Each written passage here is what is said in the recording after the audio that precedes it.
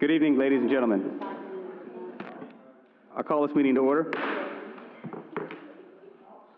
Could all rise for a moment of silence? And I'd ask that you hold the students and all those affected from the Texas shooting in your hearts.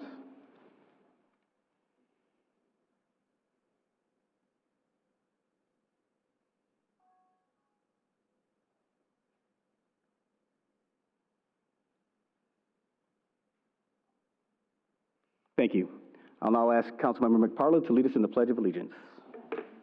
I pledge allegiance to the flag of the United States of America and to the republic for which it stands, one nation, under God, indivisible, with liberty and justice for all.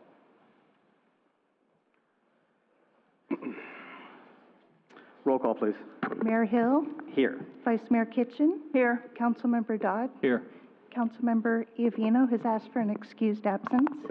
Councilmember McPartland. Here. Thank you. All right, thank you so much. Are there any agenda modifications this evening, Council? Hearing none, we'll move on to proclamations. I have a proclamation this evening for Code Enforcement Officers Appreciation Week.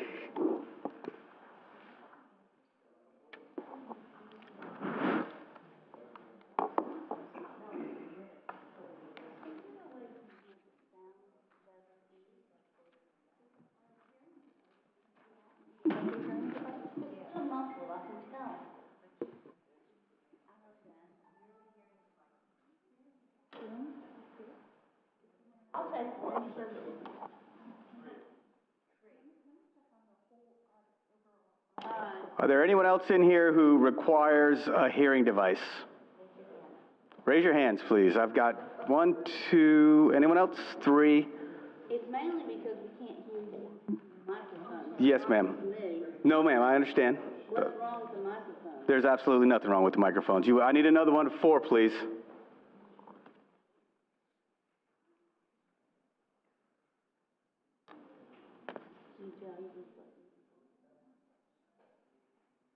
I'm not really. Well, I'm not, I mean, last time I was here, I couldn't hear you. I apologize. She's going to take care of you. You can bring them up, please.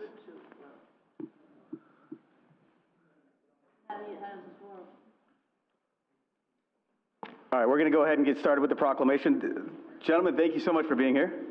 Thank you. I'll speak very loudly. Hopefully that'll help. Yeah. Good to see you guys. This is a proclamation for Code Enforcement Officers Appreciation Week, which is June 4 through 8, 2018. Whereas code enforcement officers are dedicated, well-trained, and highly responsible individuals who take their jobs seriously and are proud of their department and the city which they serve. And whereas city code enforcement officers provide for the safety, health, and welfare of the citizens in this community through the application of building, zoning, housing, animal control, fire safety, environmental codes, and ordinances. And whereas every day, assisted by support staff, they attempt to provide quality customer service for the betterment of this community. Whereas the Florida Association of Code Enforcement has declared the first week of June to be set aside by local governments to honor and recognize their code enforcement officers and support staff. Now, therefore, I, Jim Hill, by the virtue of the authority vested in me as the mayor of the city of Sebastian, do hereby call upon all residents to observe the week of June 4 through 8, 2018 as Code Enforcement Officer Appreciation Week, and encourage citizens to join City Council in expressing our appreciation for their dedication and outstanding service.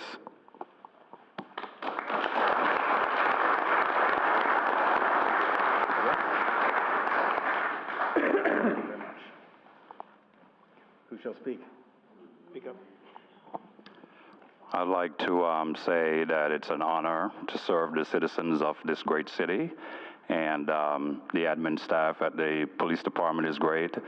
Even the miserable residents, of none which is here, none of you are here today, and it's an honor. Thank you.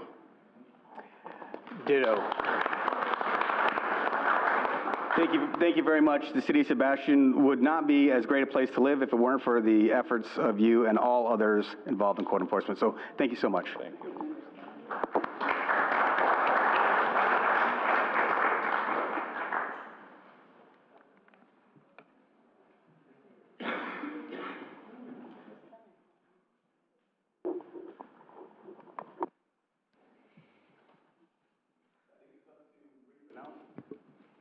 Brief announcements. We have City Hall going to be closed on Memorial Day, which is next Monday, 5/28. Also on 5/28, we will have a Memorial Day observance in Riverview Park at 11 p.m. That's a wonderful event. I hope you can all get out there to see us. Mr. Carlisle. Mr. Mayor, members of the council, for the public's knowledge, that has been moved to 9 a.m. to the Vero Beach High School Performing Arts. I just received that information today. I apologize that you didn't get that update. So our Memorial Day service is going to be in the Vero Beach. All right, so we'll have a conversation. It got moved because of the inclement weather. That was the information I just got late this afternoon. Okay, very good. Thank you very much. I appreciate that. Sorry, Mayor. At 9 a.m., Vero Beach Center for Performing Arts. Yes, sir. The Memorial Day observance. Any other announcements, council? Thank you. That leads us to consent agenda. Can I have a motion? I move approval. Second. A motion and approval on items 7A through C. Roll call, please. Vice Mayor Kitchen, Yes. Councilmember Dodd, Yes. Councilmember McPartlin, Yes. Mayor Hill. Yes. Motion carries. Thank you. Thank you very much. Are there any committee reports this evening? No. All right, hearing none. I'll move us up to item 9. We have a public hearing, first reading and transmittal public hearing of ordinance number O-18-04. Mr. Stokes.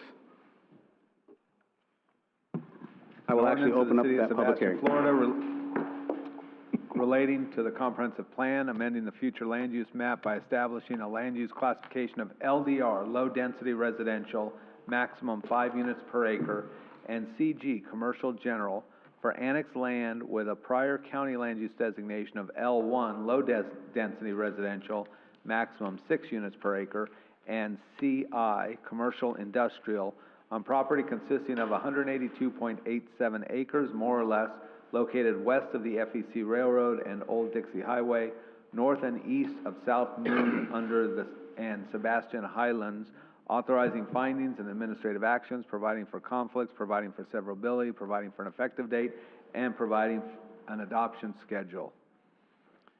All right, thank you. Mr. Carlisle. Mr. Mayor, member of council, member of the public, I have Ms. Frazier here who's going to present this ordinance and this public hearing to you for your consideration, and we'd ask for you to recognize Ms. Frazier, and I'll turn it over to you. Thank you, council. Before you this evening is a request for an amendment to our future land use map of the city's comprehensive plan. As part of an annexation of any piece of property, we need to make sure that it comes into compliance and is compatible with our future land use maps as well as our zoning. As noted, the county's, the current zoning or land use for this piece of property in the county is low density residential at 6 units per acre and commercial industrial. The applicant has requested a future land use designation consistent with the City of Sebastian comprehensive plan of low density residential at 5 units per acre, which is a lower density. The conceptual plan outlines a total of 456 single family and 130 duplex villa residential units for a proposed density of 3.2 acres or units per acre, which is again even lower than they would be allowed to have.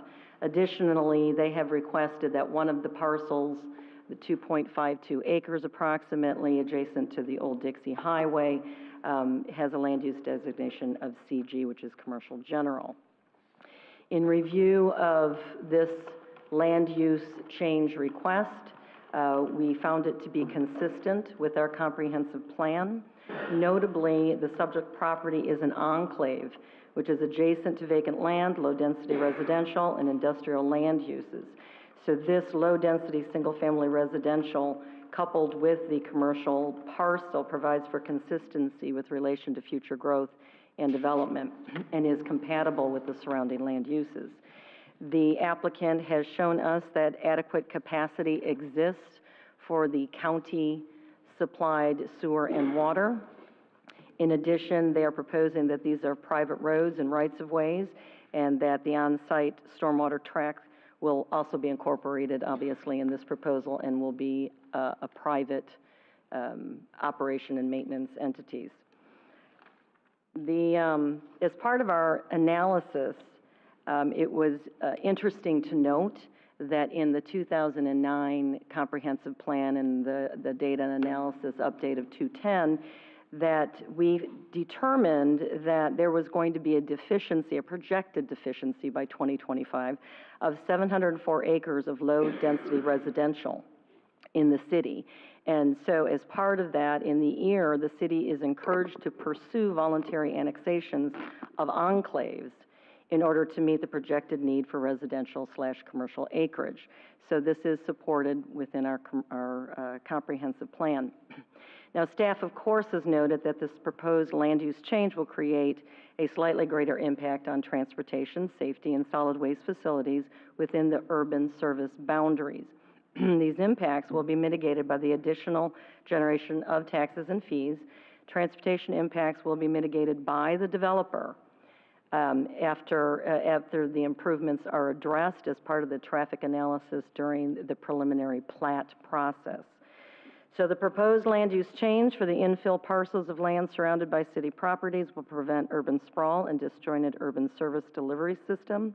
The property is served by existing utilities and roadways that will provide a development consistent with the neighboring properties, and staff recommends approval of the requested land use change. Thank you. Okay, thank you so much. I'm not going to go to public input, so if there's anyone from the public who wishes to speak on this issue, I have some who have signed up, and we'll go ahead and go through those ones first, and then we'll ask if there are any others who wish to comment on this. Mr. John Norris. Yes, sir, Mr. Mayor. Jim Hill, sir, Ed Dodd, Linda Kinchin, and Bob McCartney. Just so everyone knows, I don't mean to interrupt you, and I have not started your time yet, so you're aware. Okay. Everyone has 5 minutes to speak this Well, evening. give me a minute, too. I'm going to speak on a few more people's behalf also. You get about 5 minutes. Who are disabled and couldn't come here. Okay, you have 5 minutes. That's halfway. Go ahead. Okay, thank you. I spoke briefly at the other meeting and at the Building and Zoning Planning Division. Of course, they had a vote, but it was a split vote. It was a vote 4-3. And I'm convinced had I gotten Al across, well, maybe different, but we're here now. I have a different plan, as I spoke with you all earlier. My understanding of the city, which I love, is a city of parks. Last night about 4:15 a.m., I woke up and I counted the sand mines and the retention ponds. 30 parks, 58 sand mines, and large retention ponds already in the city. So what we took in 4 more ponds, but we want to add even more density to housing. I understand the LDL classification. However, as you all well know, Felsmer annexed thousands of acres east of I-95. There's 1,600 homes to 20,000 planned. They have a 247-acre sand mine going in the Sebastian River Basin. There is more than sufficient density housing surrounding us coming up on the books to offset the need for this housing, for example. Mr. Hill, government is not intended to run as a profitable corporation. We're not running a deficit. I don't believe we need these funds and money. We're not General Motors, and we're here to support the living standards and how the people living here feel.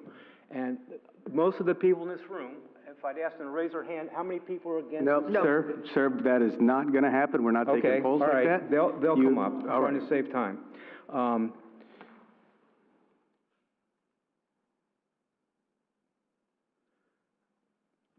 We don't need this tax base of $550-something thousand. We're not running a deficit, and again, we're not a profit corporation. The Greenway Park Trail I'm proposing, I'll show you in a minute, which is in the county comprehensive plan. It's been in the plan since 2008. Mr. Meckling and Mr. Vonto are very respectful gentlemen. We had a good conversation, but they're not going to allow us access, according to the southwestern edge, to be in compliance with the county plan to finish the walkway through the county. And my idea is, which you saw earlier. I don't know how to get this up here. Do you know how to reflect this in the? They'll do it from the back. Oh, she'll turn it on. It's on. It's on. Is it on? Okay. Okay, good. Thank you. This is the comprehensive plan from the county. Yeah. This is their projected map. As you'll see, I point out specifically here, the Stormwater Park, the Harbor Park along here. We must walk along the edge of the proposed development to connect this greenway path to behind the municipal building, and then behind the airport to Roslyn Road. My proposal is if this were a park, a sand park, conservation area, and greenway trail, we could also go east-west and connect at the zigzag, which is being worked on today for Brightline. You could cross there and access to the Indian River Drive pathway, which is 8 feet wide. So there's a potential here to connect all our greenway paths, like the city of Boulder, Colorado, and make this an interconnecting path system, as opposed to truncating this and preventing us joining forever. And once you pave over Paradise, it's not coming back, folks. This is never going to be available to us again to connect this walkway and the paths together. You would have almost a 12-mile internal route inside the city to walk along the lagoon and along our trail system, and then eventually along Rawson Road and McDonald's Park, connecting to the Central Railroad, which I know the city supported and is magnificent. In fact, most of the parks here are magnificent. So you have about 1 minute. We want to keep it that way. All of the people right now in Wabasso, Mico, Valcaria, Grant, and Fellsmere, they must come here to shop and do business. They have no significant support system out there. So the fear that the businesses are not going to be supporting without this development is just not true. There will be more than enough support from the surrounding cities who plan a significant development in the future also. And that now hasn't been opposed. 500 to 600 homes with 2,500 people, even over a 10-year period, is extreme excessive density for this area. And I think this is so important, Mr. Mayor, sir, and Mrs. Vice Mayor, Linda Kitchen, that perhaps the voters should decide this issue. And I'm prepared to go forward, if necessary, with a referendum. And I provided a document to the city attorney. But I hopefully should prevail here. Thank you. Thank you very much. Next, we'll listen to Patricia Pazzulo. Is that correct?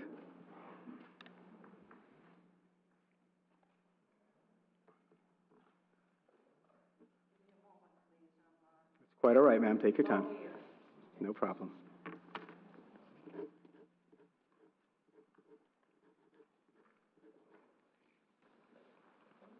Good evening, and thank you for this opportunity to speak with you. And I apologize, it seems like some folks got a page 5, but then cyberspace mysteriously thought it didn't like page 5 and did something with it. I don't know what. Okay, maybe they're all gonna come back to me. You have each received a copy of my concerns, my questions, and my issues, and I laid them out as clearly as I could from my observations, from my reading, and from my participation in several meetings here. And some of the most important things, well, perhaps the most important thing that kept coming up and kept standing out as significant and as important is the fact that you weren't doing your due diligence. I kept getting, we know that, we're going to do that, oh yes, we will, oh yes, that's going to happen, but many of the points for due diligence are not something you do after the fact. There's something you do before. You prepare. You have to look at each area, and you have to prepare that area, and you look at what makes sense, what will it be, what must we avoid. Traffic flow is one of the major areas that came up and were on a number of people's minds. You know, when taxpayers talk about their concern about ingress and egress with respect to the number of vehicles passing through their neighborhood, which was once a quiet neighborhood, and they could quietly walk their young pup jumping all over and not worry, you change the whole complexion of the area. And that's what I'm afraid is happening here. And with what I've outlined in terms of the traffic flow, in terms of looking at the education impact, you know, we're talking a 10-year plan, folks, not a 1-year or 2-year, and it's going to be all over and that's it. This is a 10-year plan, okay? And what may seem feasible today and may seem appropriate today may not be appropriate tomorrow. Now, we all know that. I mean, we are all seniored, so that I'm sure that we all understand that. So my concern is the due diligence, the sensitive areas, the ingress and egress, soils. Have we looked at the soils? Will it be able to sustain? Not 1 year, not 2 years. How about 10 years out, okay? We have looked at putting in 500, and I think it's 586 homes. Please forgive me if my number is incorrect. We've looked at putting in that many homes, and yet we haven't really taken a look at what will those homes mean. You can't just say, well, you know, they're going to be second home owners, they're going to be retirees, they're going to. That may or may not be true. There is a general trend, if you've been reading, there is a general trend occurring where it may or may not be true, okay? And the price range of $275,000 to $300,000, $305,000 is right within that band where you may have a first home buyer with young children, as well as a home buyer who may be looking for a second home. But I think you have to look carefully at the impact on the schools, the transportation issues.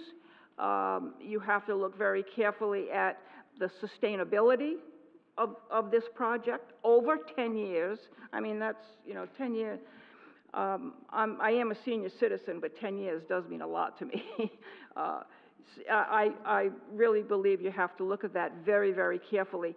And there are options that have not been looked at, and I've listed those on page 5. That's that mysterious page 5 again, okay? You know, have you looked at this? Have you looked at that? Have you considered what else could be there and benefit the community, not just the residents of that community? Folks, this is our community. They're all our children. They're all our people. This is who they are. So my question is, please stop. Please don't go any further until you've done these studies, okay? Please take a look at them carefully. It is in your hands. You folks serve the people, no one else but the people, okay? And we are the people. Thank you. I want to Ma'am, I need sure. to, not to be rude, I don't want to, I just need you to wrap it up because we're at your 5 minutes. And it's important that we maintain that decorum because there's a lot of people who wish to speak. Okay, my apologies, sir. quite all So right. one more wrap up? 15 seconds. 50 seconds. 15 seconds. Go ahead. 15, oh, Yes, okay. you better hurry. Well, wasn't that convenient, You're huh? down to 3 now. No, I'm just All right, kidding. Please. what I say is, please do not accept what developers are telling you. We will do this, and it meets that, and yes, it will fall in line with that, and we'll fall in line. No, sir. Let's do what President Nixon did. We will trust but verify, and that's what we should be doing here. Thank you very much. Thank you very much. Mr. Herman. Beg your pardon? Okay. Maureen Murphy? Yes.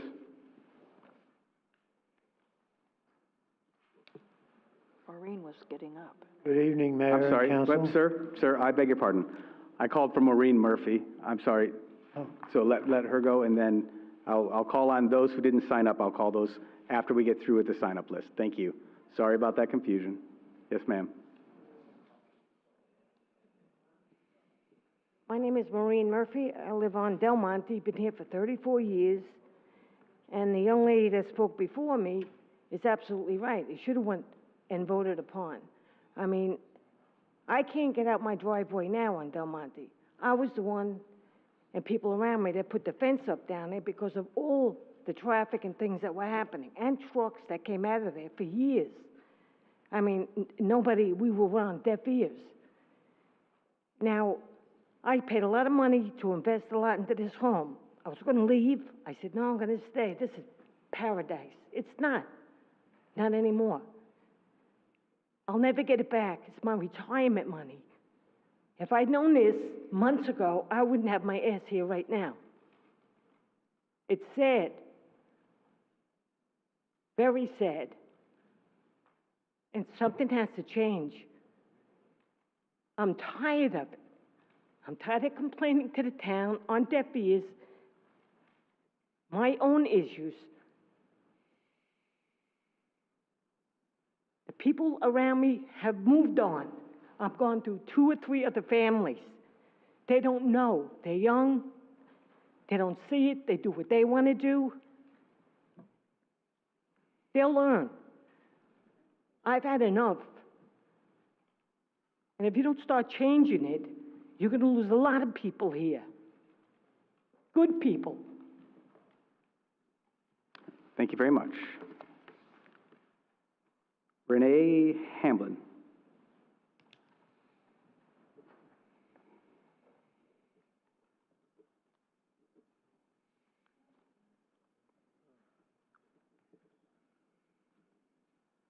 Hi. I'd like to know, have you passed this ordinance already? Ma'am, we're in the first reading right now. You have passed it? We are in the first reading as we Just the first reading? Yes. Because, you know, there's a lot of the Freshwater Fish Commission has not even been out there and checked any of the gophers or any of that out there. And there's up to 50 to 100 holes, not counting the hogs that live out there and the jays that live out there. None of that has been considered. And that costs a lot of money to move them, because I looked online. It costs a lot of money, and are they going to be willing to move that, or are they just going to come in and just dig over them? Ma'am, they're going to have to follow every single law there is on the books relative to the environment, as well as any of the laws that the state has, as well as any of the laws that the city may have. And how long is this going to take, this building project? Currently, ma'am, it's approximately 10 years is what they're thinking the build-out on the overall project will be. And are they going to live up here? The people building it? No? I don't know. Are they going to be the voters? Because the people voting should be the ones, you know, they're the ones that should have say, I think. And if you don't listen to them, I think y'all are going to be in for a sad story, because this is bad. Okay, thank you very much. All right, that goes through all of those who signed up. Is there anyone else from the public who wishes to speak on this issue? If we're going to have several, yes, sir, I would ask that you please be prepared to speak so that you can go next as soon as the speaker is done. So yes, sir. And please state your name and where you live. Good evening, Mayor and Council. My name is Henry Gigliotti. I live at 774 South Easy Street here in Sebastian for the last 4 years. I had the privilege and honor to be the mayor of my community for 8 years, and the position required that I sit on the planning board as a member of the governing body. Prior to that, I was council president, and I sat on the zoning board of adjustment from the borough of Barnegat Light. I respect the rights of property owners to develop their property in a fashionable manner. But, however, I have a problem with the traffic.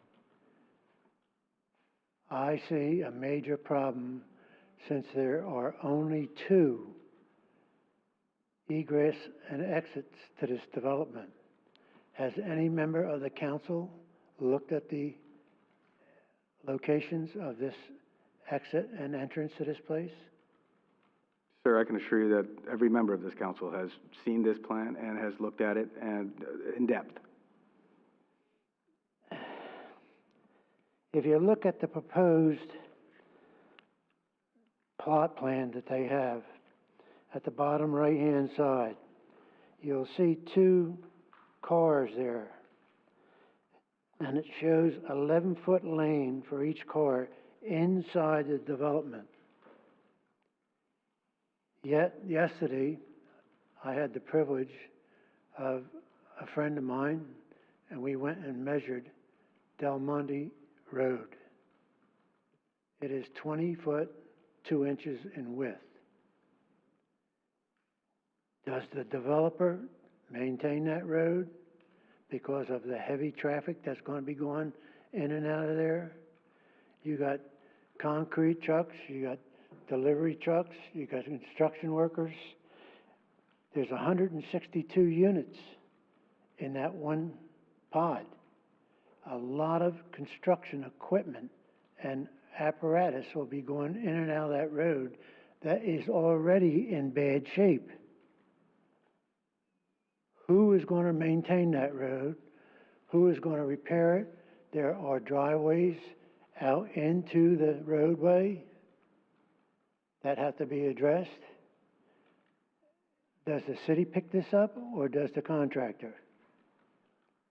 My concern is the traffic coming out of Del Monte Avenue, going on Wimbrow, over to the left to Easy Street, going through Easy Street, down to the mall, making a right on Angler and going down that way, which I will think would be a heavy traffic flow from that development. There must be a better way. What about Old Dixie Highway? Has that ever been considered a way to get the traffic out of that development? Are you asking me, that's a question you're asking me? I believe it has been, and I don't think that they're finished looking at Old Dixie Highway. All of those options are on the table, and as we move forward with this process, many of the concerns that you're discussing are going to be dealt with. Every one of the concerns that I've heard this evening are all issues that will be dealt with accordingly by law. But we haven't. Go ahead, sir. We haven't addressed who's going to pay and maintain Del Monte Avenue to Wimbrow. Sir, all of those issues will be dealt with. Every issue that you're speaking of will be dealt with.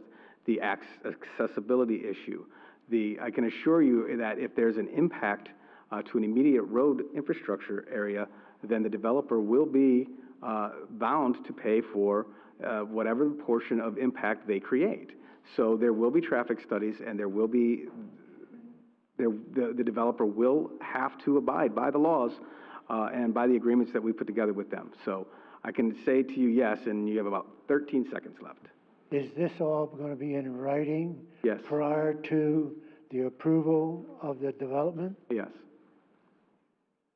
And what you're passing tonight has no effect on that? Well, right now, we're dealing with the Comprehensive Plan Future Land Use Map Amendment. We will deal with all of those other issues, as will the Planning and Zoning Department, and we will be seeing this time and time again, as will the Planning and Zoning Department, to go over the issues of the scrub jays and the gopher tortoises and the access and who's going to pay for what. Any of the traffic studies are going to determine who's going to have to pay for some of those things. So all of the issues that you all have are understandable concerns, but at this moment we're talking about the future land use map, and as we move forward, all of those issues will be handled. Before they get the first building permit? Yes, sir, and your time is up. Thank you very much for your comments. Thank you. All right. Yes, sir.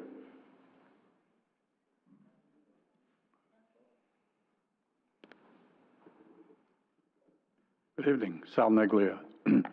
I'm just concerned about the simple things like dump trucks coming through the area, the impact on the fire department coming through there, the impact on our police department, and more we're going to need. School buses, the children that are coming through there. I'm concerned about all the cars that are going to be there with the smoke, more smoke through the area. And this isn't right, guys. I mean, I'm here 30 years, and this Sebastian was such a nice, young, small place, and now we're going to impact it and overgrow, and it's just not the right thing to do, fellas. It's just, think about it. Think about what the impact is on our city. Please, thank you. Thank you. Yes, sir.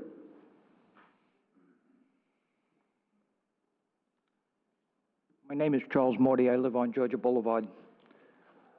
Looking at this project and the impact it's going to have and reviewing what Dr. Pizzullo had prepared for you folks, I really think you should tell staff to look at what she prepared before you make any decisions and to reevaluate what they've recommended. It's very important. You people serve the community, not the developers. Have staff review it. Thank you. All right, thank you very much. Anyone else wish to speak? Yes, ma'am.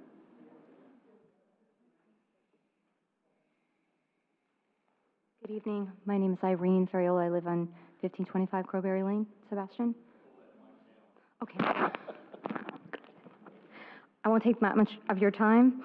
I just wanted to say, in lieu of the recent flood of development, it's imperative that our city come together to make the best choices for this community. Our statement as the home of Pelican Island was chosen for a reason. By creating a community that preserves nature instead of destroying it, Sebastian will become a role model for green living. We will show other municipalities how cooperating with our natural surroundings can improve our viability.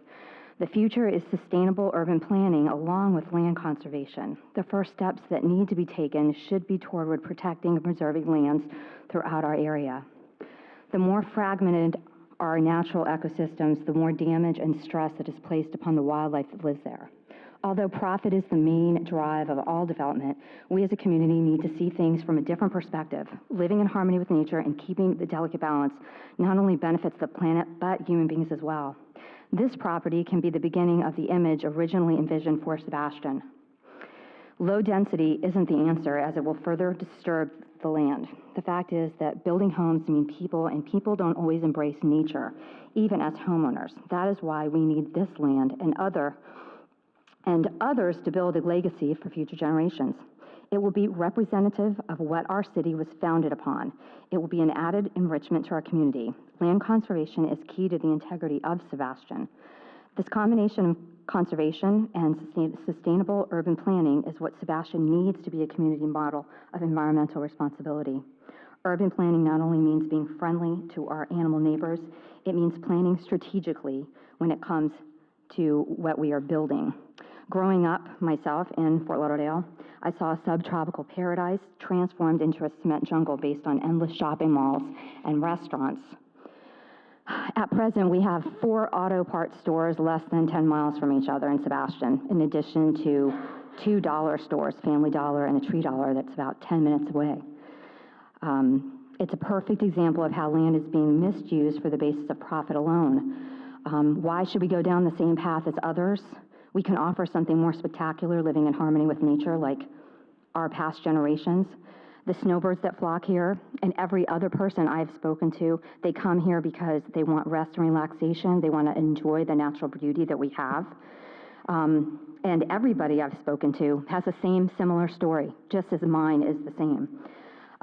Every person believes that we can make a difference in Sebastian.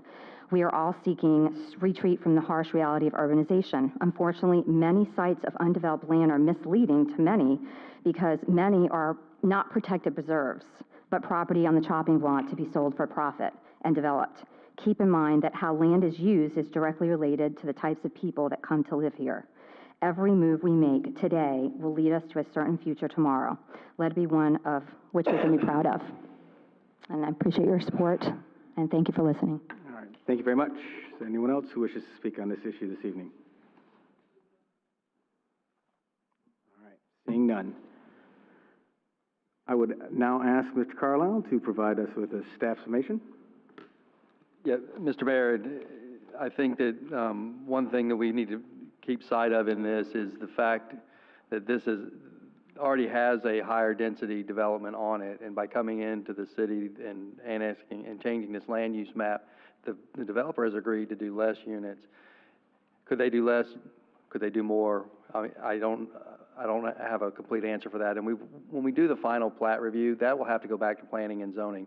This is all preliminary site plans, so that plat review will have to come back to the city. This is not a zoning, this is not a plat meeting, this is not a development meeting. This changes the future land use map, and that allows for the density that they're asking for, and then that will go to the Department of Economic Opportunity. So I think we have an opportunity here to work with the developer as we work through the plat process and look at these access issues. They did do a preliminary traffic study, and staff has met with them and asked them to look at other areas that we know that may be impacted by this. So staff is not just rubber stamping this. Staff is holding their feet to the fire as well, as you all would want us to do, and to look at the development in a holistic way and how we can make the best of this situation. And if, Ms. Frazier, if there's any other comments that you may have. All right. Thank you very much. I'll now close the public hearing. Council, we'll go ahead and start with deliberations. Mr. Dodd? Yeah, we have two issues before us tonight, and all of the speakers that came up did a really good presentation on item 9B. 9A is purely the rezoning of that piece of property, and 9B is the designation of a PUD-R and the adoption of a preliminary plat. And I think every speaker that I heard was talking really about 9B. So we got a good indication about that. But what we're being asked to do in 9A is to provide a zoning classification where right now that piece of property, which we have annexed as a city, carries a county zoning classification that is not compatible with the city's land development code and the city's zoning classifications. All we're being asked to do as a council tonight in this first reading is to approve at the first reading the change of the zoning classifications from 5 units per acre to basically 6 units per acre to 5 units per acre. Thank you, Lisa. And in reality, that's a lowering of the zoning in that area. And so item 9A is not giving the developer any authorization to do anything. It's not even involving that process. It's got nothing to do with preliminary plats. It's got nothing to do with spirit of Sebastian. It's just we're attaching a city zoning classification to a piece of property that we've annexed. And I think the comments that came from the citizens were all very good comments, and we really need to consider those when we talk about 9B, because that's where we really have to bring in the discussion that people ask those questions about things like access and schools and concurrency and all that kind of stuff. But as far as 9A is concerned, the application of the city's zoning of low-density residential, that's a no-brainer. We annex the land. We have to classify it within a city classification. And it's really not part and parcel to the spirit of Sebastian. We would have to do this if no one wanted to build on it. We would have to provide a zoning classification for this land. And chances are really good it would probably be low-density residential. It's not in a good area for a commercial designation. You're going to have, if you think Old Dixie Highway is going to be a mess with 300 cars extra a day, wait till you see if you have all those trucks going down and trying to get to shops. So given that, I move that we approve item 9A on first reading. Second. All right, motion is second. Any further discussion by council? Roll call, please. Councilmember Dodd? Yes. Councilmember McPartlin? Yes. Mayor Hill? Yes. Vice Mayor Kitchen? Yes. The motion carries. Thank you. All right, thank you for that.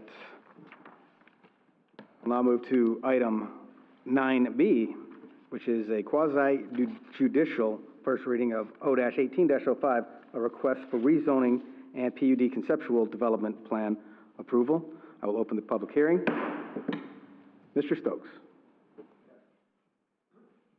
Thank you, sir. An ordinance of the City of Sebastian, Florida, providing a zoning designation for annexed land with prior county zoning designations of A1 Agriculture 1, RM6 multifamily residential and IL light industrial to PUDR planned unit development residential in accordance with a conceptual development plan for land consisting of 182.87 acres more or less located south of vacant industrial zone land west of the FEC Railroad and Old Dixie Highway and north and east of Sebastian Highlands and South Moon under residential subdivisions, providing for conflicts, providing for severability, and providing for an effective date. All right, thank you very much. This time I will ask council members if there is or are any ex parte communications that they would like to disclose. I have to state that I did have a personal phone call with Mr. Norris. Yeah, I also had a phone call, and I had a personal phone call with Damian Gilliams on this, and he sent me an email that I think everyone has a copy of now. Okay, I asked that to be done, so. Okay, thank you very much. Madam Clerk, could you please swear in all those who intend on providing testimony?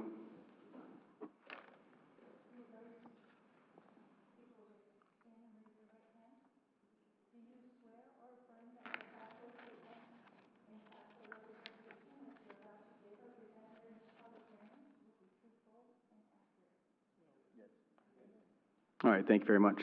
And I'll now call on the applicant to make a presentation.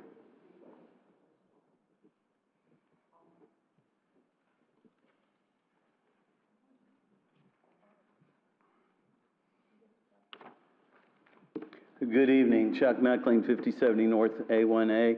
I represent the ownership group and glad to say that I've been able to provide services for the city for over 20 years now. Over 20 years ago, we stood here and with the prior council and discussed doing the Collier Club project, which has been a wonderful asset to the community, and we did all the things that we needed to do to project that as a quality piece of the community. We propose another development tonight, and I'll be glad to be able to answer a lot of the questions that came up earlier. This is the tract of land that we're discussing.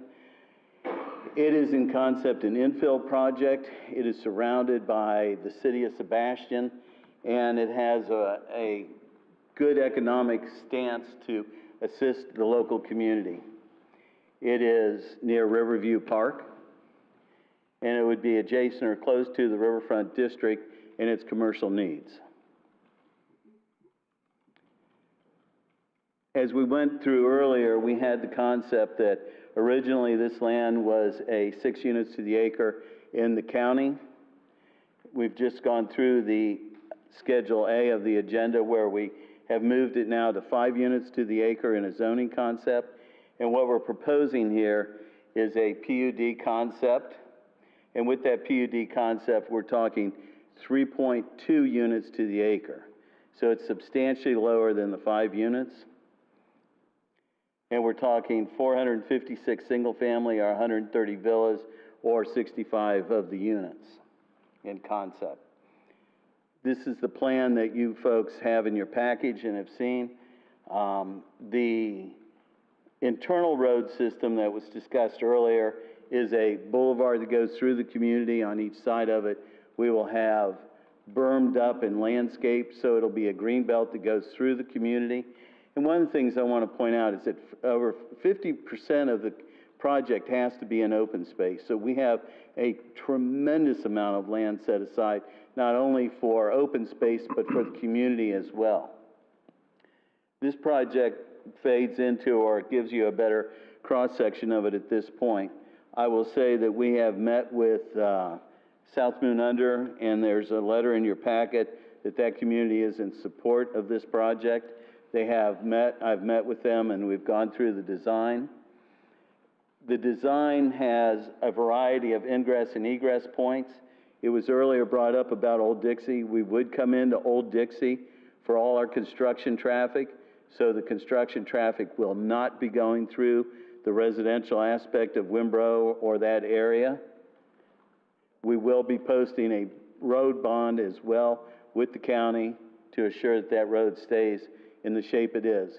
One of the other points I want to bring out is that we will be bringing in natural gas to this community, and in doing so, we'll be running a spur down Old Dixie, and it will provide services to the industrial people that are down there that have been desiring to have that amenity or that use of natural gas for preservation of their cost, and that in itself will be an asset to the general community as well. We do have 2 other ingress and egress points, and those will be done as the project moves forward. The process of the project has different pod or village sections internally, so we will be able to adjust to the market needs of what might be the consumer that comes into this area. We don't know right now. It could be like Collier Club, where less than 2% of the people that moved in there had children.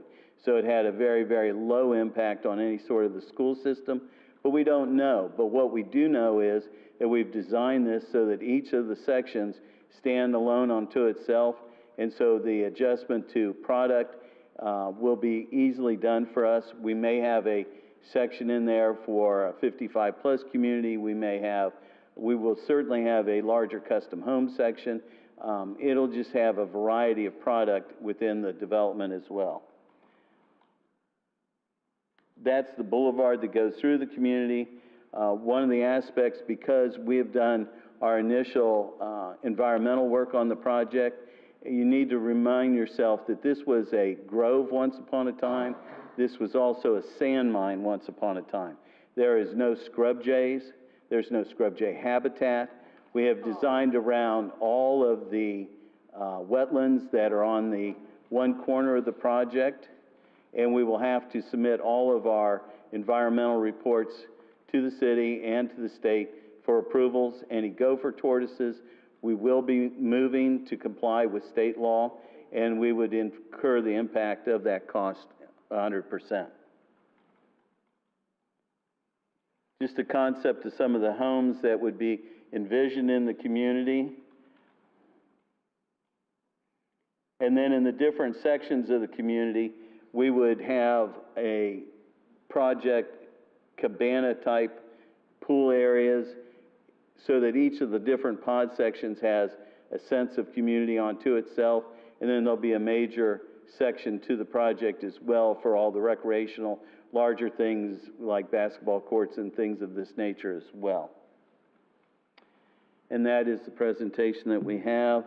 I want to compliment staff on the report that was done. I would say that taking into account the future planning for Sebastian and its goals, this would meet all of those aspects. It does not stretch the urban service line. It actually wraps around the project by doing what I would call a large infill to the community. And I'm more than willing to answer any questions that you may have. All right, thank you. Give me a couple of minutes and we may call you back up to answer some questions. Thank you. All right, thank you. Ma'am, you need to take a seat. We're in the middle of a ma'am, thank you very much. Ladies and gentlemen, we have a process that we have to go through. This is a very legal process, and it's one that's very important. So please allow us to go through this process. Everyone will have an opportunity to speak who wants to speak. Mr. Carlisle? Yeah, Mr. Mayor, member of council, member of the public, to clarify one aspect of this, B does not approve this map or this plat or this temporary plat. B is only changing is a zoning, so I want to make sure that the public understands that you, the council tonight, are not approving this plat. That plat has to come back to you all, has to come back to planning and zoning. And staff is making notes of the comments from the public so that we can help address those. And I appreciate council giving us an opportunity to make those adjustments and talk to the property owner and the developer to work on adjustments. And again, we are going to require them to follow all of the laws, as you mentioned, Mayor, the relocation, and they'll have to do an environmental assessment. So though they may not have seen scrub jays there today, and I know that there's some people that believe they are there, they will have to do an environmental assessment. So it's not just as simple as we say it's not there, they'll have to do it. And with that, I will turn it over to Ms. Frazier to do the formal staff report, if that's okay. Thank you. Thank you, council. Yes, so in front of you this evening is a request for a rezoning and PUD conceptual development plan. Again, please be aware that this is just a conceptual plan to give the council and the public an idea of what is being proposed. Nothing will be developed based off this plan. It will have to be tightened up and shown more thoroughly, along with all of the data and the due diligence prior to preliminary plat. I'm so sorry. I wanted to take this moment also to define what a PUD is. PUD is a type of alternative residential zoning district which is intended to promote creative design. It's very important that the underlying land use of which you just approved at first reading is compatible with the PUD. The PUD density, the PUD, how it's broken up throughout that development is really has to be compatible with the underlying land use. So with that being said, you know, with the underlying land use, we can set minimum lot size and setbacks and allow clustering of open space and recreational areas, and the applicant will better define their design parameters via submittal of the preliminary plat. What's being requested now, the current county zoning and land use would allow for a higher density and intensity development as expressed by the underlying zoning, or land use, I'm sorry. The requested land use change, along with the appropriate rezoning request to PUDR, will provide for consistent and compatible use to surrounding development. Some of the planning objectives of this conceptual development consists of 5 phases or pods. I know it's been mentioned on various occasions that there's a inconsistency as far as the access points. There are 3 notable access points for this development. The city requires 2 for any development over 25 lots. And at this point, for phase 1, they have to have 2 access points, one being Old Dixie, one being Del Monte. As we approach build-out over the 10-year period, they will add the 3rd access on Bailey. We have looked at Old Dixie Highway. It's unfortunate. I've had many conversations with the county. It's unfortunate that there is just not any consistent available right-of-way for Old Dixie Highway from 512 all the way to the crossing at the FEC crossing. And in fact, in many areas, it's identified as just a public paved roadway, and it has no right-of-way at all. So it's unfortunate that we would not be able to bring any of the traffic south, but what they have proposed is to have a left turn out onto Old Dixie and head up to 512, and any improvements that are required for Old Dixie they will be providing. We have had preliminary meetings with their traffic engineer. We have gone through what they propose, their model. We have identified various roadways and intersections that we insist they will have to look at in order to make sure that any impacts for this development are mitigated by the developer, and the developer is fully aware that they will have to provide off-site improvements should they be necessary. We have prior, I had stated that they have already provided that there's enough capacity for sewer and water. They have proposed that they will have private roads and a private stormwater system, so there will be no cost to the city. But of course, at preliminary plat and final plat, we will make sure that those agreements are in place, along with all of the permits. So staff recommends approval of the request of rezoning and to approve this conceptual PUD development plan, along with the following condition, which was also recommended by the Planning and Zoning Board, that a minimum buffer strip of 25 feet is required between areas of platted lots and bordering residential uses unless the bordering property is a stormwater right-of-way or easement. Thank you very much. All right, thank you very much. Council, do you have any questions for staff at this time? Yeah, I have one. I want to clarify what the city manager just said. We are in effect approving this conceptual plan, correct? Yes, but you have to bring back the Yes, development plan. yeah. I apologize. Yeah, that's okay. I just want to make sure because we're not approving the plat. Right. Right. Okay. I apologize. I'm sorry. Yeah, and I just want to say something before we get moving with the public input. I think the the growth management director did a very good job of talking about what a PUD is. I'd like to make sure everybody understands what the PUD process is, though. What happens is a developer decides that they want to build something that's not consistent with the standard norms that we have in the Sebastian Highlands. And so they apply for a PUD, which gives them an opportunity to work with the city on little different changes on the way things are laid out, the way stormwater is done, and so forth. What we're hearing tonight is the zoning application to create a PUD-R, residential, and the conceptual plan, which is basically just this is kind of like an architectural sketch of a building. You have to think about this like you would, you're building a building.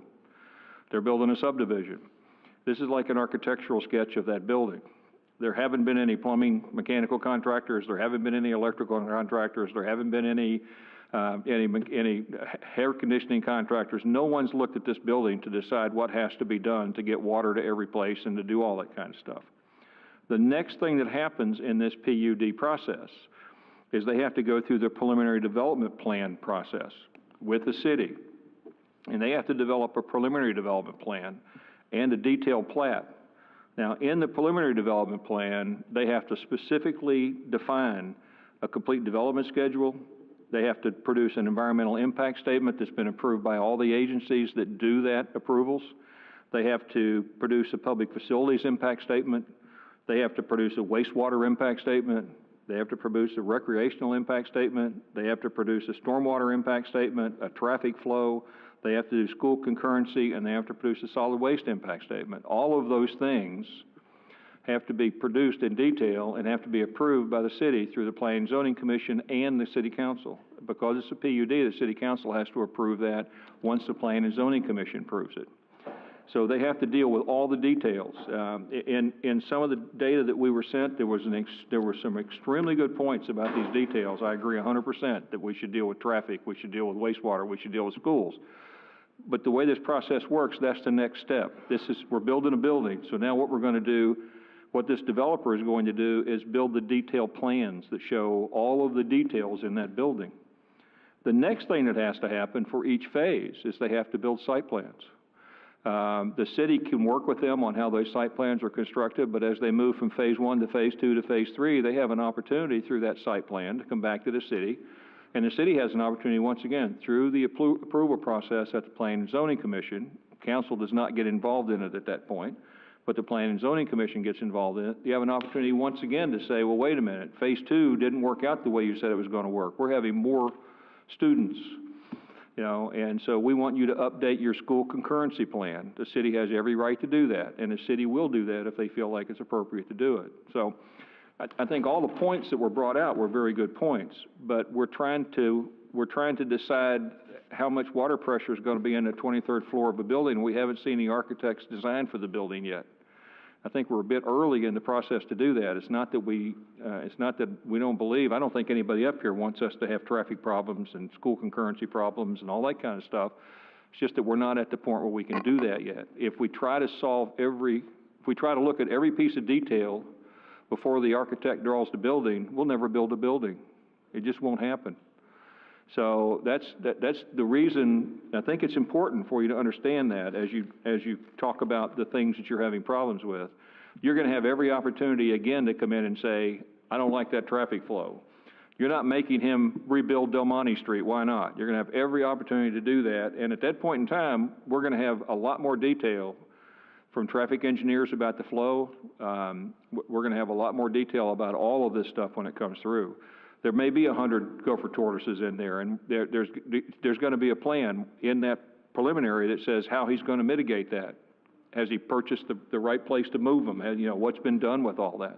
That's all going to be in there. The one thing that's important to understand is cities can't die. If we stop, we die. If a city doesn't think about this stuff and doesn't try to plan their future, then they become the next dead city in Florida, and there's plenty of them all over Florida that have done that. We have to think about that. We have to think about what our future is. And it is important that everybody who moved here because they love Sebastian, we're going to let 700 more families move here and love Sebastian, or 500 more families move here and love Sebastian.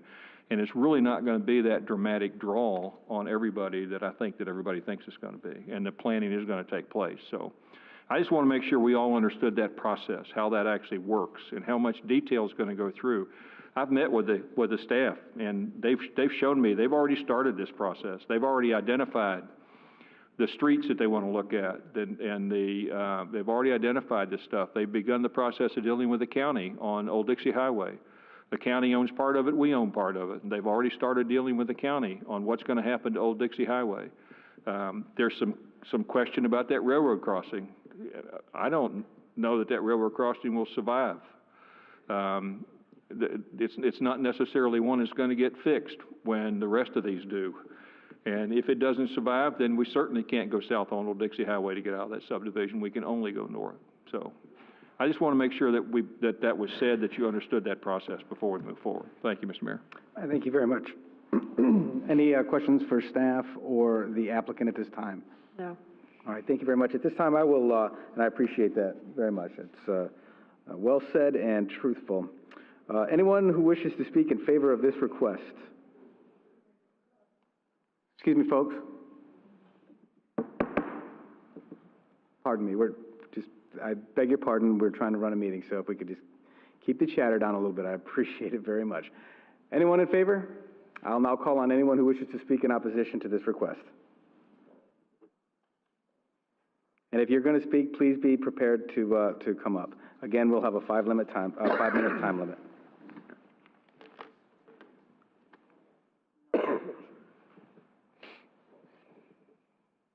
I just wanted to clarify something. The gentleman said that no scrub jays. I have 7 scrub jays in my area. I live on Wimbrow Drive. There are scrub jays. And as far as moving your tortoise and turtles, you move them, they die. They don't survive being moved. Okay, thank you. And those studies will absolutely have to take place. Yes, sir.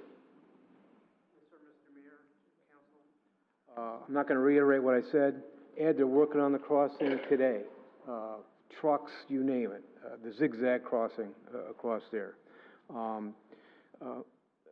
Mayor, the previous meeting indicated that there's 160 permits being issued per year. This is going to, and some of those, Chuck Sandcrest and a few Collier Club. But we're going to double that to at least 260, maybe 300 in a short period within 4 or 5 years. We're going to add 2,500 folks to the community.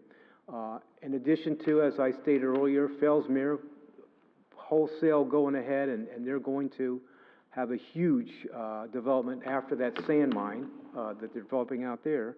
So this does have a significant impact on the community, and it's not what a lot of us intend for the community. This is a greenway park community. Let's not please fill it in with thousands of homes. Thank you. Yes, sir. Anyone else wish to speak in opposition to this? Yes, ma'am.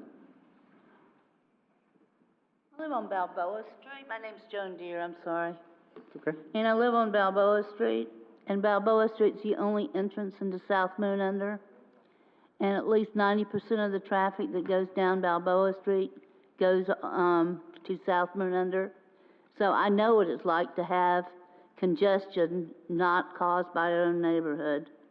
And I've made a complaint about it. They put up a sign about 30 miles an hour. Nobody paid any attention to it. So they go too fast. It's not their neighborhood. They don't care. I have 2 dogs that I walk, and it's important to me. The second thing is I was on my porch, which faces out towards the development today, reading the newspaper. It was nice and quiet. And then all of a sudden I heard machinery over there. Are they doing something over there now? But I heard machinery, and it was total noise pollution.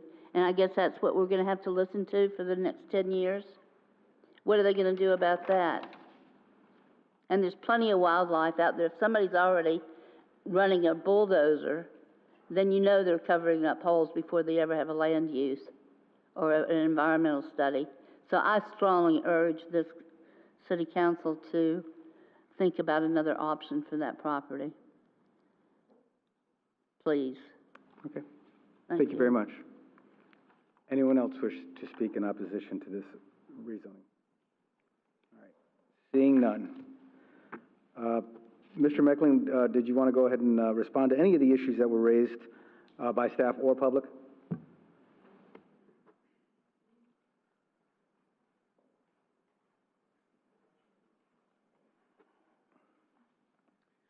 Again, I'll just reiterate that obviously all the permits will have to be done. I'll have Mr. Dodd explain the process. I'll be back in front of planning, zoning. I'll be back in front of council. I will be working with staff. Obviously, we'll do a traffic study that is far expanded than what normally is called for by the city, and we will address all those issues. I am sure that we'll spend $1 million in road improvements to the city. So there'll be a lot of things that will take place that will mitigate traffic issues and also upgrade and adjust road systems and drainage for the city as well. I think that over the years we've proven that we do what we say, that we are part of the community, and that we take pride in what we do. We are local people. The whole team is local people. Everybody lives in the area. So if there's any other questions, I'd be glad to answer them. Are there bulldozers out there? No, there's no bulldozers out there. Thank you. Anything else for the applicant? All right, thank you, sir. Thank you. All right, council, it's up to us to deliberate now. I will go ahead and start, if you don't mind. I've lived in Sebastian for 30 years too, and I love this community. It's paradise to me. I moved here because I love this community very, very much. And when I did move here, there were 6,000 people here in this town. 6,000. Back in 1999, so I guess I'm 29 years now. Now there are 26,000.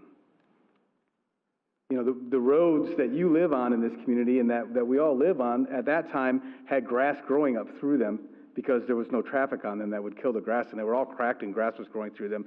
And you could get lost very easily walking around the streets because every one of them looked the same and there were no homes. It was paradise. It was great. Today there are 26,000 people in this community. It's still paradise to me. I love this community. And I think that a big part of how we've kept it a beautiful paradise is by having control over what goes on. By being able to say that you're not going to build a building that's over 35 or 40 feet, by having our overlay districts that mandate how development takes place, and by doing these types of developments where we get to dictate and decide where the houses are going to be, how they're going to be placed. We get to decide that the developer is going to have underground utilities and have 100% stormwater retained on their property. We get to be the ones that decide that they have to take care of their green space. They have to provide for recreation for all of the individuals that they bring in, and they also still have to provide for impact fees and for paying for those things. And they have to provide possibly for maintaining their roads through their communities. I remember, and by the way, just so everyone knows, I have 3 members of my immediate family who live very, very close to this, right in the Wimbrow area. So this touches me and my family very close. But so did the Collier Creek Estates project that went in. You know, Collier Creek Estates is a beautiful project in the city. That impacted the quality of life in that area. We still have an amazing quality of life here in Sebastian because that was done properly. So was Collier Club. Collier Club went in. It's a beautiful community. Some people like it, some don't. But before that went in there were trees and little lakes, and all of the concerns that we have on this property were there. And now there are a lot of people that live there and love living there because they're in Sebastian and it's paradise. And that property was done very well. There are several other communities. In fact, there's probably folks in this room and listening out there who have an empty lot next to them that they would love to leave empty. That would be great.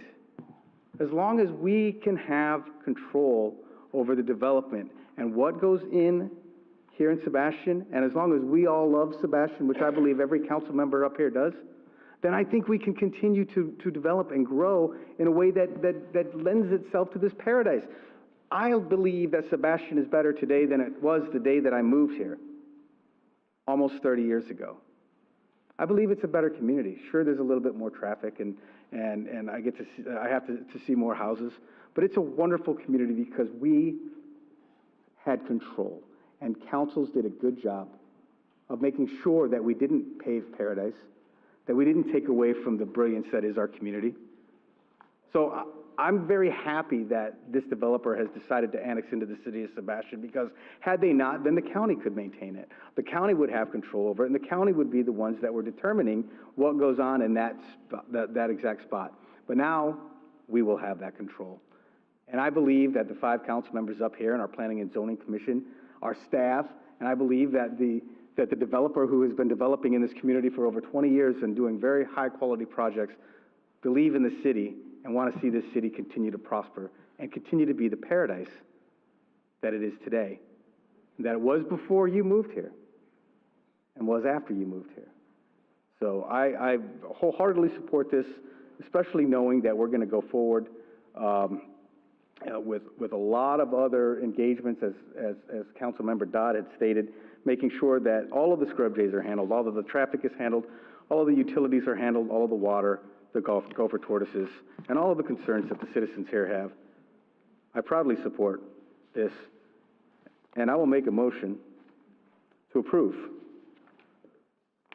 ordinance number O-18-05. Second. Thank you. Ms. Kinchen. Yeah, I just want to make sure that everyone's aware that all we're doing today is just changing the zoning on this piece of property, and we have a second reading. This has to go to the state for the land use. It's going to take a very long time before the next site plan comes in, and that site plan is the one where we're going to address all of the concerns that were brought up tonight. The ingress, the egress, the gopher tortoises and scrub jay, everything will be addressed before the shovel of dirt is turned on that piece of property. So we know what we need to do, and we will guarantee you we're going to do it. Any more comments? No, I'm fine, thank you. All right, roll call, please. Councilmember McPartlin? Yes. Mayor Hill? Yes. Vice Mayor Kitchen? Yes. Councilmember Dodd? Yes. Motion carries. Thank you. Thank you very much, Council. This time we move to unfinished business. Unfinished business will be 10A. We'll be discussing the stormwater fee workshop. Mr. Carlisle. Yeah, Mr. Mayor, members of council, at the last meeting during the stormwater public hearing. 1 second, sir. Folks, we're going to give you about 1 minute if you'd like to leave. If you would like, we'll just take a pause for a minute. Thank you all very much for coming tonight.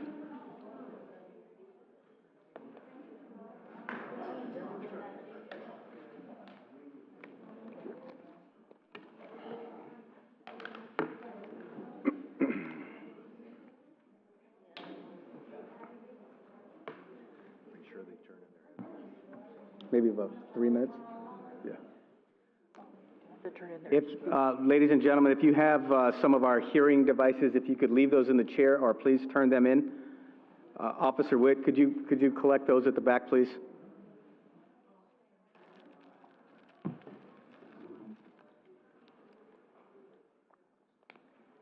Might still have some outside. I saw that lady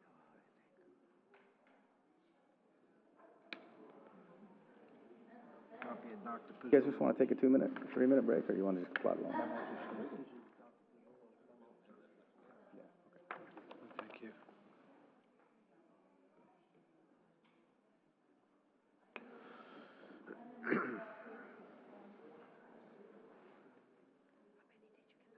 I think there's one outside. Officer Witt? Deputy Chief? Deputy Chief, I think there may be one outside.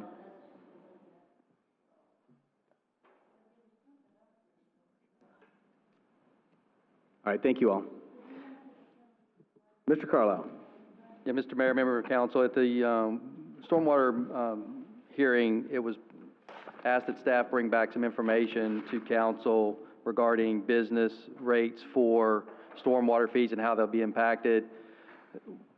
There wasn't sufficient time to put all of that information together, and in looking at it, some other issues arose. And I know that Councilmember Dodd had asked that maybe, and the city attorney had asked also that we look at maybe workshopping this so that we can get some clear direction from council on how to proceed on I think, on three things that we may want to look at. And one is how we're proportioning rates to businesses, and if it's fair and equitable, how we're proportioning it to undeveloped property. And third that came up is how are we looking at, when we look at properties that may want to annex in the city, and how we're charging them. So we would ask the council to consider setting a date either at one of our normally scheduled meetings after that, so we don't have to make a special trip in.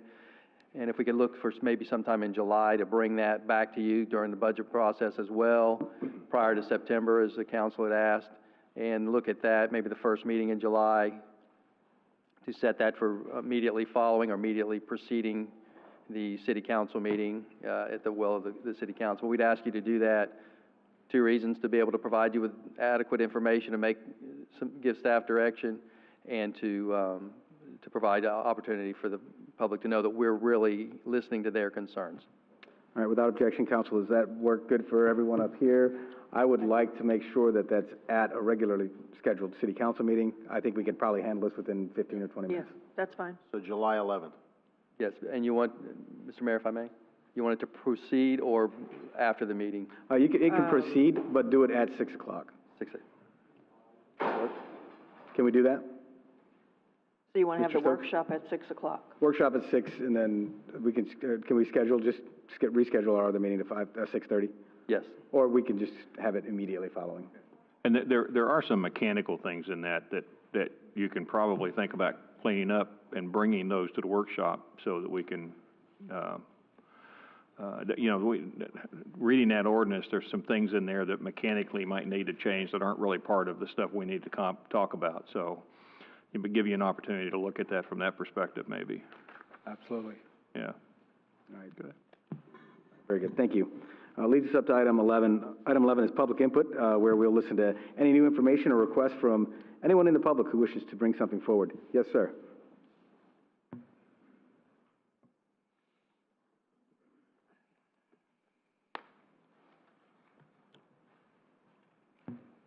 Good evening, Good evening, ladies and gentlemen, council. My name is Greg Hepler, 1291 Barber Street, Sebastian, Florida.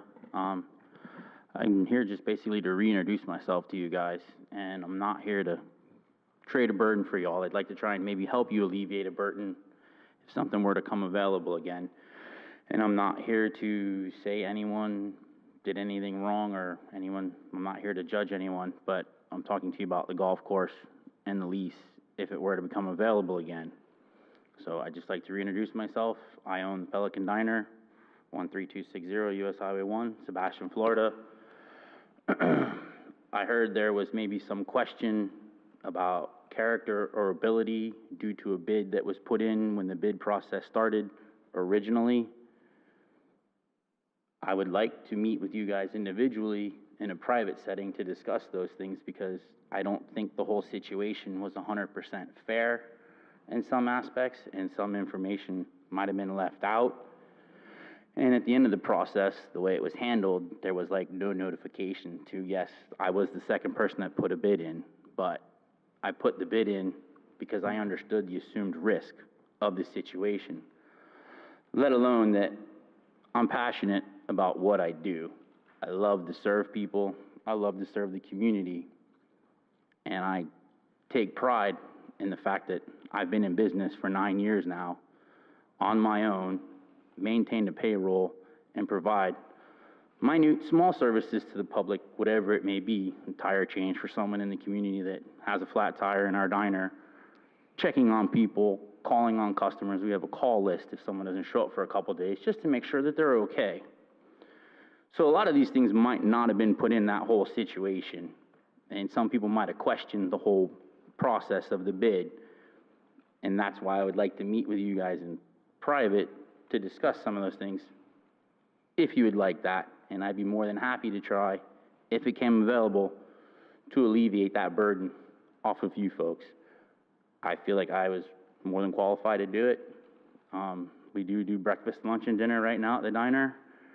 And I don't really have too much of a slow season either, so year-round business is not an issue.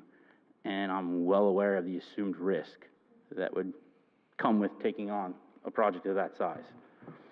I don't know if y'all want me to leave you a business card to contact me, or some other way to reach you to maybe set up some way of meeting with you all in a private setting to discuss it. Mr. Hepler, at this time, I would suggest that I'm not sure that that would be appropriate in that we have a current tenant, and until something occurs. Right, I know, I just wanted to reintroduce myself, that's all. Yep. And I would like to clear the air if possible. I know someone might have had a comment, and if anyone has any questions or comments, I'm more than happy to answer them right now. Mr. Mayor, I think one of the issues with doing that is that assuming, if something happens out there and it does come up for bid, I'd love for you to be in the process of bidding on it, and I think if we have private conversations, that could jeopardize the process of that. We have to be very careful about carrying on private conversations before we make a decision. So we have to be careful about doing that. So, yeah. We have a new city manager all of a sudden, too. Yeah, so I think it might be appropriate. My addressing this right now, unfortunately. It might be appropriate for you to spend some time with the new city manager and let him know who you are and what you do, and that way, because it would be difficult for us individually to meet with you and then have to sit up here and make a decision about whether you get a lease or not, and somebody says, oh, gosh, you like that Greg guy, you know, so. Well, either or more or the less. I know that there was some mention made about myself, my business, or the character or ability, and I wasn't here for it and wasn't made aware of it by anyone up here, so I just want to clear the air and get that straight. So you'd like me to say what I got to say here, I can do it now, but I don't think it's a good idea. I think that would not only be, I think it would be kind of inappropriate because the process that we're currently going through right now, we have a tenant. I understand that. So we have a tenant in place. I think that, like Mr. Dodd said, in order to not sort of darken up the waters or muddy the waters. Right, and I'm not I'll trying go and to have do breakfast that. all day at your place, which I've done several My whole times. main thing is I'd like Spot on, but I would suggest, if you wish to be introduced, I have never heard anything disparaging about you. There was a comment made about the bid process at another meeting, and I just would like to, get that straight, and I think that it's best if I met with you guys out of this no one up here made that situation, comment. but no one up here made that comment, and no one out there made that comment. So, continue to be in contact with the city manager if you like. Sure. And we'll look forward to having a heck of a breakfast, lunch, and dinner at the Pelican Diner on US 1. Not a problem. I wasn't here to advertise myself, please. I was just here to try and help you all out with something. That's Thank you very much. Thank you very much. Yep. Anyone else in the public wish to speak this evening? All right. Seeing none, we'll move on to new business. Item 12A, work authorization under the construction services agreement with Tim Rose Contracting. Mr. Carlo. Yes, I'll turn it over to Mr. Baker. These, again, for all projects that are under our continuing service agreement. Mr. Baker. Good evening, Mr. Mayor, City Council. Tonight, there are 3 street improvement projects that appear on the agenda. Agenda item 12A seeks City Council approval to reconstruct and pave DeWitt and Damask lanes. Let me give you a little bit of history. Both of these streets involve base reconstruction. That involves a concrete additive and emulsion that's mixed into the base material, and it's compacted. The bid the quote comes to us from Tim Rose Contracting. He is our annual paving contractor. The amount of the bid is $108,386.60. Damask and DeWitt appear on the traffic engineer's recommended pavement assessment for work this fiscal year, and these 2 streets will wrap up the fiscal year list of projects for the city having to do with reconstruction. We've already completed Keystone, Pleasant View, Polynesian. Glentree is getting ready to be paved right now. These are all reconstruction projects. So this will exhaust our funds, and we'll have a reserve of about $4,000 when we're done. So staff recommends council approval on this agenda item. All right, thank you very much, Council. I would make a motion to approve item 12A, B, and C. Second. Is there anyone from the public that wishes to discuss new business item 12A, B, or C? Council, do you have any questions of staff? I have one for Go Ken. ahead. Ken, do we not have a separate line item budget for Indian River Drive? There are two line item budgets, one for paving and one for street reconstruction. And Indian River Drive is coming from the paving budget side of the ledger. Okay. I thought that was a separate project altogether. Yeah, that appears as agenda item 12, Charlie.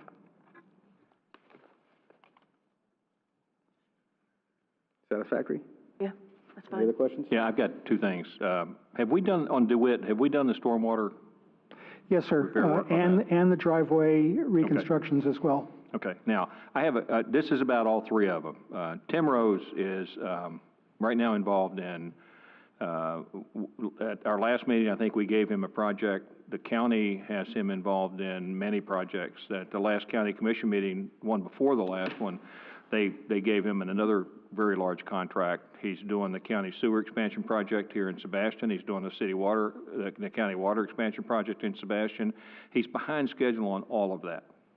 And so my question is, and I understand the difficulty in executing these things, but do we have adequate damage assessments in the contract? Do we have schedules on these contracts that we can live with? And do we have change control procedures in place that identify what will constitute a delay?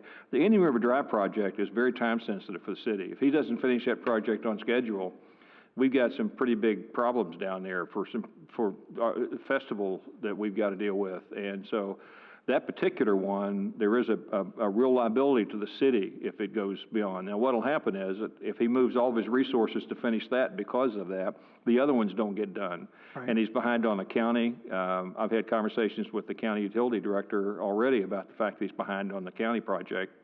And I'm real concerned about us overloading him or about him accepting more work than he can get done with his equipment and staff.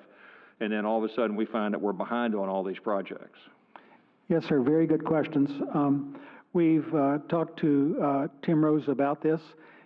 So far, regarding the projects, the street projects that he's done for the city, he's completed the job within the time limits of the notice to proceed, within the 60-day limit, and there have been no issues with the time overruns. And we do have liquidated damages included in our contract with him. Okay, so basically he's doing the county's behind. We're yes, sir. I can't speak to the counties. For us, he's doing a pretty good job.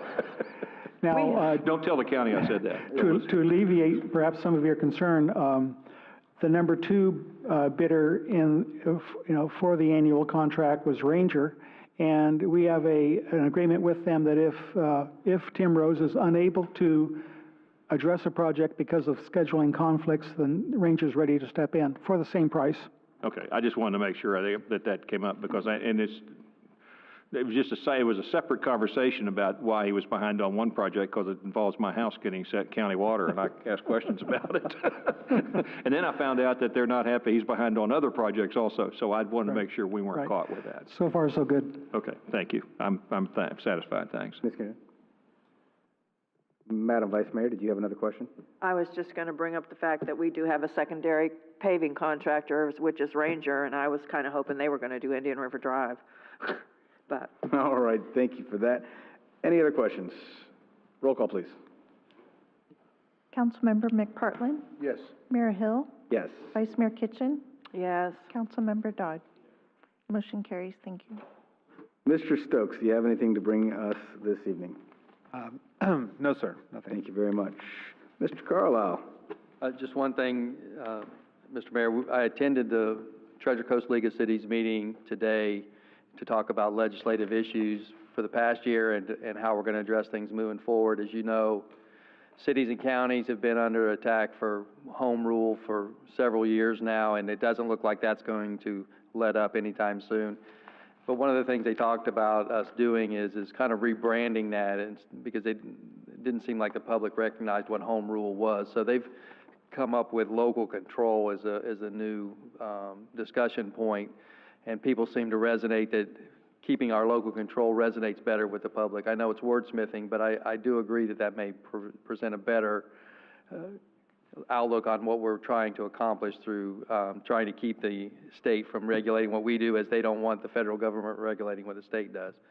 And I would also like to thank staff for the great job they've been doing. With the amount of rain we've had, and phone calls have not been as high as I would have thought they would have been. So it goes to the dedication of staff and what they've been doing to help and to make things happen. And as we all know, hurricane season's beckoning upon us, and there's a tropical wave down there. So I ask everyone that if they can, get a plan, think about what they need to do for hurricane season, and also to think about this weather that's coming, and think about staff because they're going to be out there in it. So I appreciate it, Mayor. All right, thank you very much, and welcome aboard. Ms. Williams. Nothing tonight, thank you. Thank you. Councilmember McPartlin. No, sir. Thank you. I also have nothing further. Vice Mayor Kinchin. I just have one comment to make. We have been given evaluations for 2 of our charter officers, and not to say anything bad about Mr. Stokes, but you haven't been here long enough to get one as far as I'm concerned, so I'm going to postpone yours till next year. Fine. And as always, if any of you ever have anything to say about what I'm doing or not doing, feel free to call me. I'm thick-skinned. It's an ongoing review of all 3 of you. Thank you for that, Mr. Dodd. Just one thing, medical marijuana. Yes. You're going to be seeing that next month, yes. So, yeah. All right, thank you so much. There being no further business, we are adjourned.